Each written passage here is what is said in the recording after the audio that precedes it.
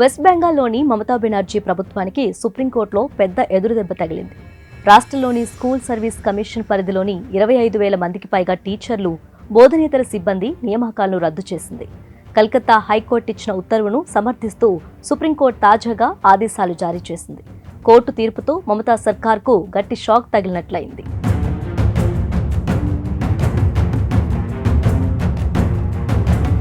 West బెంగాల్లో 2016లో జరిగిన 25,000 టీచర్ల నియామకాలు ఈ వివాదానికి కేంద్రంగా మారాయి. 2016లో నిర్వహించిన ఎంపిక పరీక్షకు 23 లక్షల మందికి పైగా అభ్యర్థులు హాజరయ్యారు. మొత్తం ఖాళీలు 24,640 కాగా 25,753 మందికి నియామక పత్రాలు జారీ చేశారు. దీంతో అక్రమ నియామకాల కోసమే అదనంగా సూపర్ న్యూమరిక్ పోస్టులు సృష్టించారని ఆరోపణలు వచ్చాయి. ఆ తర్వాత ఈ వివాదం కలకత్తా హైకోర్టుకు చేరింది. ఎన్నో వాయిదాల తర్వాత టీచర్ నియామకాల కుంభకోణంపై గతేడాది ఏప్రిల్లో సంచలన తీర్పునిచ్చింది కలకత్తా హైకోర్టు.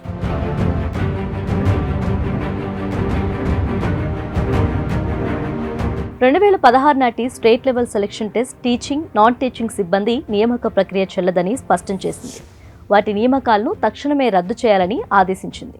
హైకోర్టు ఇచ్చిన తీర్పును మమతా సర్కార్ సుప్రీంకోర్టులో సవాల్ చేశారు. దీనిపై వివరణ విన్న ధర్మాసనం తాజాగా తీర్పునిచ్చింది. ఆ మొత్తం 25,000 మంది నియామక ప్రక్రియ అంతా మోసపూరితంగా, అవకతవకలతో కూడుకుని ఉందని పేర్కొంది. నియామక ప్రక్రియలో విశ్వసనీయత, చట్టబద్ధత లోపించాయని ధర్మాసనం పేర్కొంది.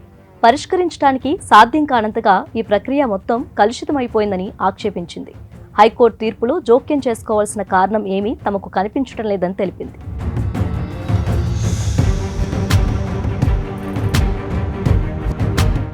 మోసపూరితంగా నియామకాలను పొందిన అభ్యర్థులు ఏళ్ల తరబడి పొందిన జీతాలను వెనక్కి ఇవ్వాల్సిన అవసరం లేదని, అయితే వారి నియామకాలను రద్దు చేస్తున్నామని ధర్మాసనం తేల్చి చెప్పింది.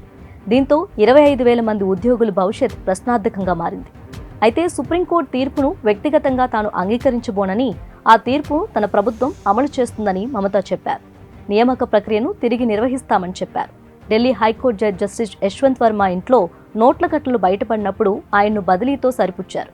మరి ఉపాధ్యాయులను ఎందుకు బదిలీతో సరిపుచ్చరు అని అన్నారు.